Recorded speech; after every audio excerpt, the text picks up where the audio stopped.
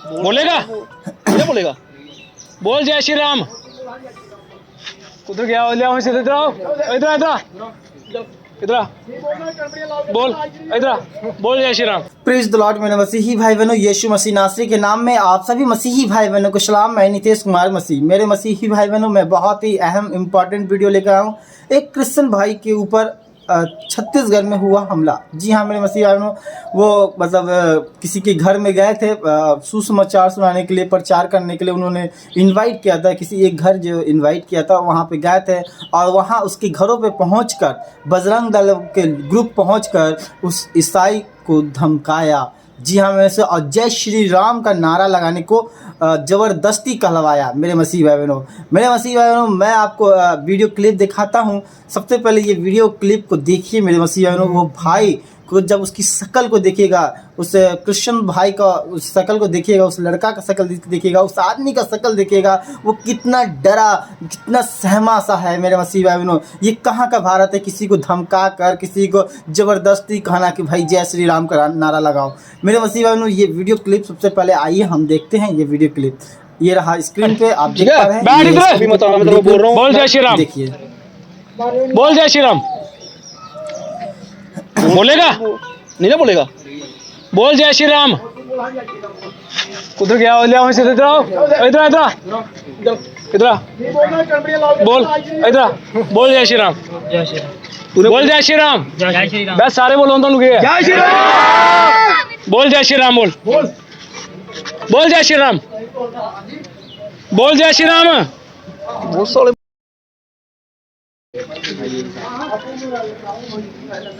बोल जय श्री राम। मैं जन्म से मेरे पापा मेरे मामी जय श्री राम बोल। बोला जय श्री राम बोल। नहीं बोलेगा मतलब तू पक्का है ना? मैं पापा है? मैं पापा मामी। तू इधर क्या करने आया ये बता पहले, तुझे किसने बुलाया? मेरे मसीह भाई बहनों, जैसा कि अभी आपने वीडियो क्लिप में देखा, मैं इस सरकार से पूछता हूँ, क्या कब तक ईसाइयों पर हमला ऐसा होते रहेगा?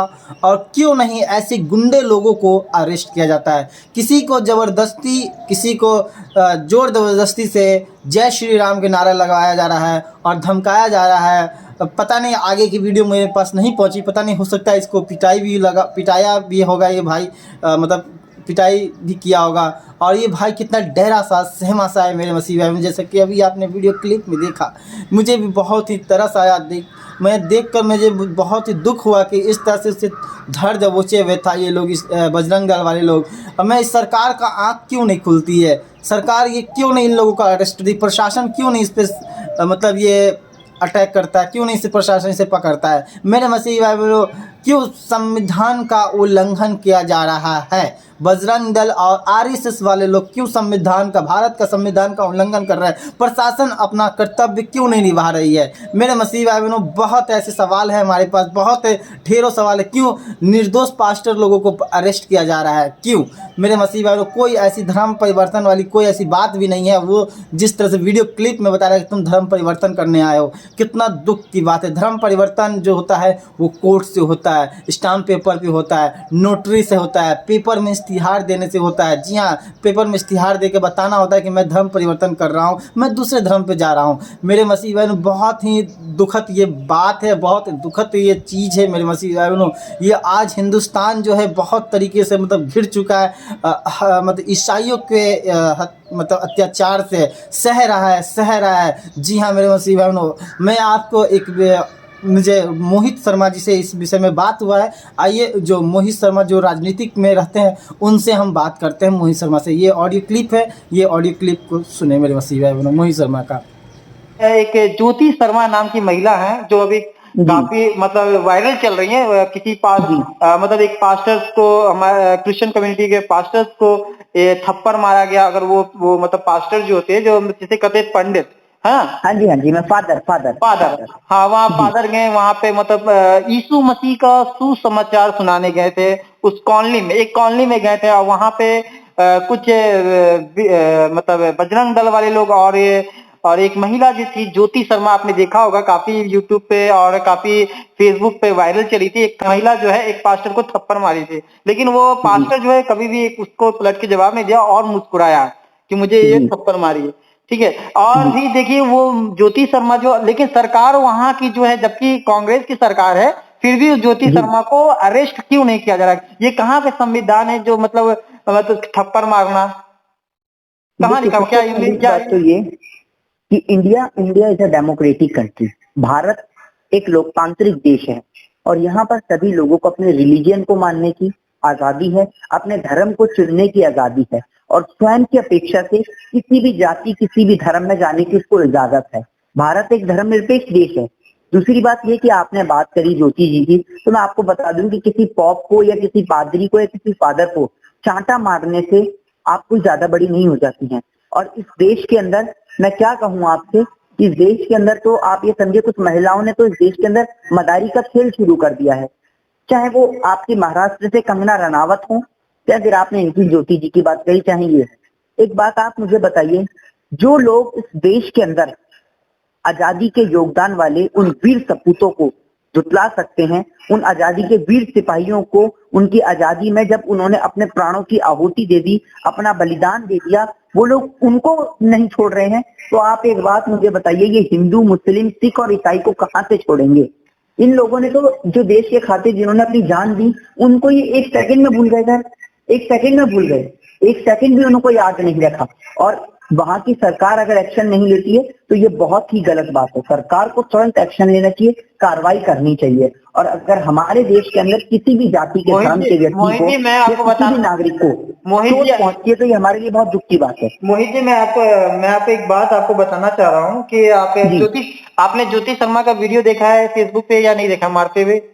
देखिए, मैं आपको इस सीधे तौर पे बता दूं कि मैं ऐसे लोग, चाहे वो कपिल मिश्रा हो, चाहे ये ज्योति जी हो, चाहे वो तमाम तरीके के, चाहे वो कंगना रनावत का बयान हो, चाहे फिर देश में लंबी लंबी फेंकने वाले प्रधानमंत्री नरेंद्र मोदी जी हो, चाहे देश के तड़ीपार गृह मंत्री जी हो, चाहे तमाम कोई भी लोग हो, सर मैं इन जैसे लोगों को नहीं देखता, क्योंकि हमारे देश के नेशनल चैनल्स को देखना मैंने छोड़ दिया है। मैं आपसे माफी मांगना चाहूंगा और कहना चाहूंगा कि आज हमारे देश की पत्रकारिता धूमिल हो चुकी है और इस धूमिल पत्रकारिता का सबसे बड़ा रीजन है इस देश के अंदर बिकता हुआ देश का चौथा स्तंभ, जिसने इस देश के अंदर पत्रकारिता को कलंकित कर दिया है। आज की अगर मैं आपको घटना बताऊं तो 2 से 3 दिन पहले की घटना है, 2 दिन पहले की घटना, जब बिहार के मधुबनी में एक पत्रकार को जला के मार दिया जाता है सिर्फ इसलिए कि वो आरटीआई के जरिए मेडिकल के अंदर चल रही धांधलियों को और तमाम तरीके की सरकार की धांधलियों को उजागर करने का काम करता है, तो उस पत्रकार को जला के मार दिया जाता है। इस देश के अंदर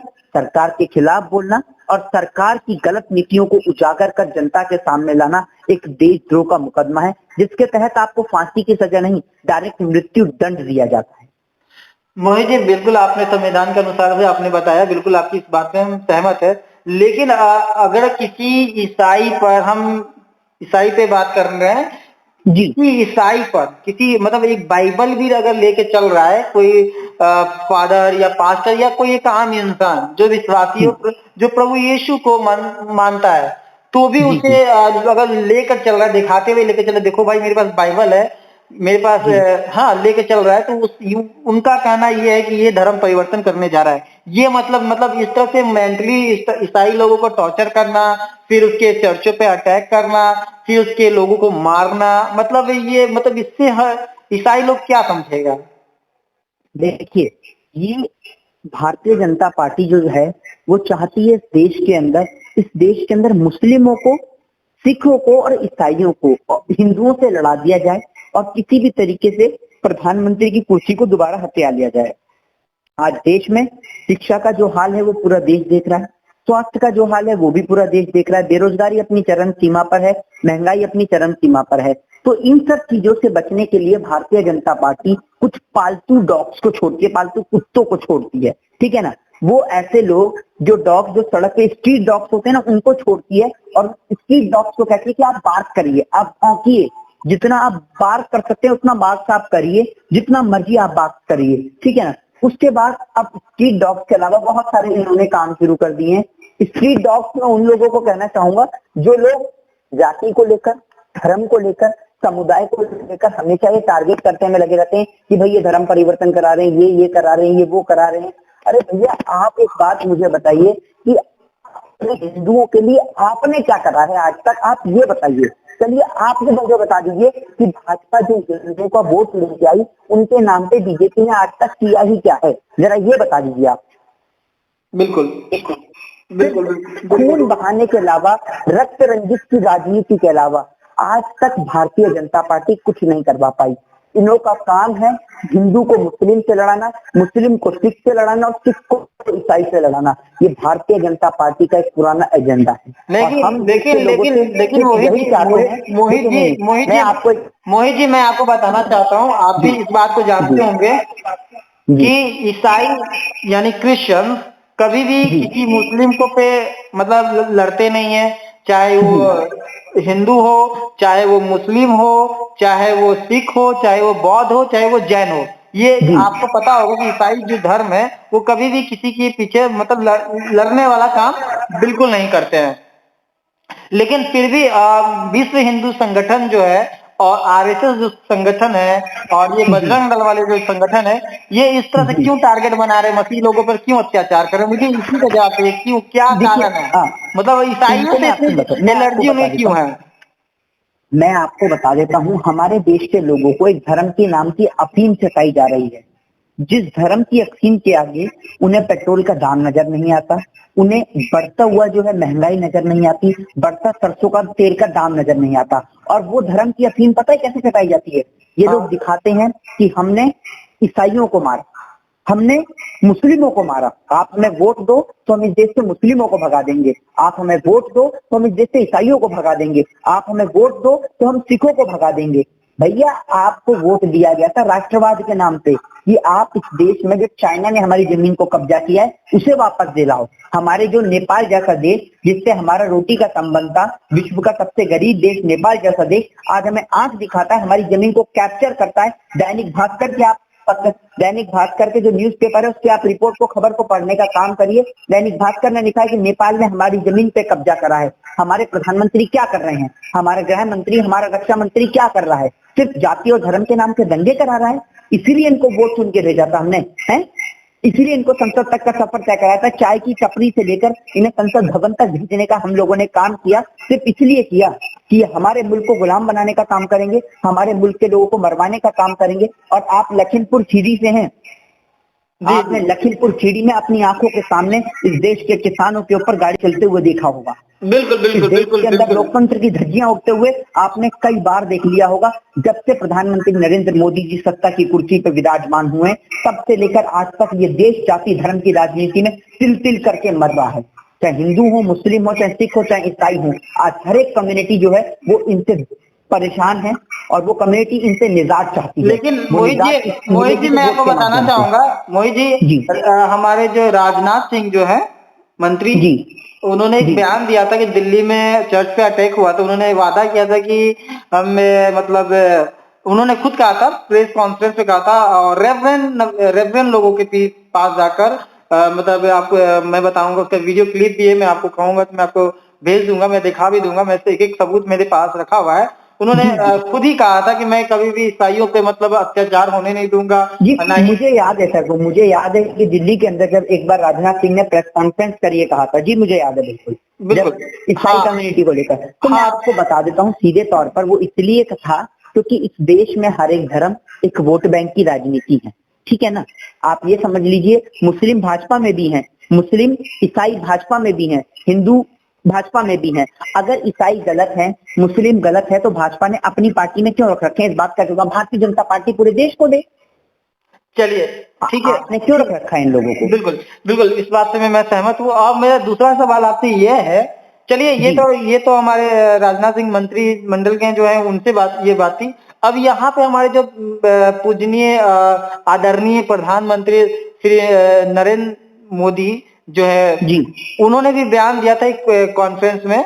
उन्होंने मतलब इंडिया टीवी न्यूज जो चैनल है, उन्होंने उसमें कहा था आज की अदालत सुनिए इंडिया टीवी वो तो नहीं करे आप जिसमें वो रजत शर्मा है जो कंट्रोल बोर्ड में मेंबर है। जी आपकी अदालत में उन्होंने कहा था, एक महिला ने। कोई आप सुनिए कोई आपकी अदालत नहीं है, सब दलाली की अदालत है वो, ठीक है ना। आप वो उसमें हमने भी सुना था कि मोदी जी से कैसे कैसे सवाल पूछे जाते हैं कि जब आप जाते हैं तो आपसे लड़कियां कहाँ कहाँ ऑटोग्राफ लेती हैं, सब देखते हैं सर हम भी, ठीक है ना। वो कोई आपकी अदालत नहीं है। पत्रकारों में होड़ लगी पड़ी है कि कौन सबसे पहले राज्यसभा सांसद बनेगा, कौन सबसे पहले, जैसे सुभाष चंद्र है ना, जी न्यूज के मालिक राज्यसभा सांसद भी हैं, ठीक है ना। अंबानी अडानी के चैनल हैं और ये खुद रजत शर्मा खुद क्रिकेट कंट्रोल बोर्ड में मेंबर हैं। तो दलाली की एक हद होती है, एक सीमा होती है। अच्छा चलिए, मैं इस बात में भी मैं मान लेता हूँ। तीसरी बात हमारी ये है कि लालू प्रसाद यादव जो हम पूर्व मुख्यमंत्री बिहार के रह चुके, काफी सालों से वो मुख्यमंत्री है, लेकिन इस वक्त वो बीमार पड़े हुए हैं, ठीक है। लेकिन उन्होंने भी एक बयान दिया था, उन्होंने कहा था कि क्रिश्चियन कम्युनिटी को बाइबल जलाने का, क्रिश्चियन कम्युनिटी का जो बाइबल है आरएसएस के द्वारा एक मतलब बाइबल जलाने का रिहर्सल किया गया था कि बाइबल को किस तरह से जलाया जाए। ये इसका भी मेरे पास वीडियो है लालू प्रसाद यादव जी का, मैं आपको वो, शायद आप देखा होगा, नहीं देखा, वो वीडियो मैं आपको मतलब व्हाट्सएप कर दूंगा, मैं आप उस वीडियो को भी देखिएगा, ठीक है। उन्होंने कहा, खुद ही बयान दिया था कि मतलब ये जो है आरएसएस वाले लोग जो हैं ये बाइबल जलाकर एक रिहर्सल कर रहे हैं और इस तरह से पूरे विश्व में, उन्होंने खुद बयान दिया था लालू प्रसाद की, पूरे विश्व में उन्होंने मतलब क्या करें, धर्म के नाम पर मतलब लड़ाने की बात और क्रिश्चियन कम्युनिटी को मतलब दबाने की बातें और मतलब वो बलगाने की बातें, ये सब बातें उन्होंने कहा था जी। तो मतलब फिर भी उनकी इस बयान के बाद भी कोई सुनवाई नहीं हुआ। देखिए सुनवाई कहाँ से होगी, उन्होंने जब आवाज उठाई तो उनको जेल भेज दिया गया। जनता की मजदूर की आवाज उठाई तो जेल भेज दिया गया, ठीक है ना। लेकिन उन्होंने सत्ता की दलाली को स्वीकार नहीं करा, इसीलिए उन्होंने जेल की सजा काटना मंजूर समझा, लेकिन भाजपा की दलाली को स्वीकार नहीं करा। दूसरी बात ये कि आपने कहा, तो आपको सीधे तौर पे बता दें, अगर ये हिंदू धर्म के इतने बड़े ठेकेदार बनते हैं तो मैं अंत में अपनी वाणी को विराम देते हुए बस यही आखिरी में आपसे कहना चाहूंगा कि अगर ये हिंदू धर्म के इतने ही बड़े ठेकेदार हैं तो भैया चाइना में, अमेरिका में, श्रीलंका में और तमाम जगह पर, नेपाल से लेकर, ठीक है ना, चाइना तक बहुत सारी ऐतिहासिक धरोहर हैं जो दूसरे विश्व में कैद हो गई हैं हिंदुस्तान की, हिंदुओं की। बहुत सारे मंदिर हैं, बहुत सारे तीर्थ स्थल हैं। तो अगर आप में दम है और आप हिंदुओं के ठेकेदार हैं, हालांकि आप हैं नहीं, आप फर्जी ठेकेदार हैं, लेकिन आप अगर बनने की कोशिश करते हैं तो जो हिंदुओं के मंदिर वहां विदेशों में कैद हैं, तो आप करिए चाइना पे अटैक, हम आपके साथ खड़े हैं अपनी धरोहर को लेने के लिए, आप करिए अटैक। तो अगर आप ठेकेदार बनते हैं हिंदुओं के, तो जो हिंदुओं की जमीनों पर कब्जा हुआ है उनको वापस दिलाने का काम करिए ना। आप तो अपने ही मुल्क के नागरिकों को मारने में लगे, हिंदू मुस्लिम सिख ईसाई के नाम पर। तो लोगों से यही कहना चाहेंगे कि लोग आपस में ना लड़ें और इनकी बातों में बिल्कुल ना आए। जय हिंद, जय भारत, वंदे मातरम। जी जय हिंद, जय Bharat. Thank you Mohit Sharma. Okay.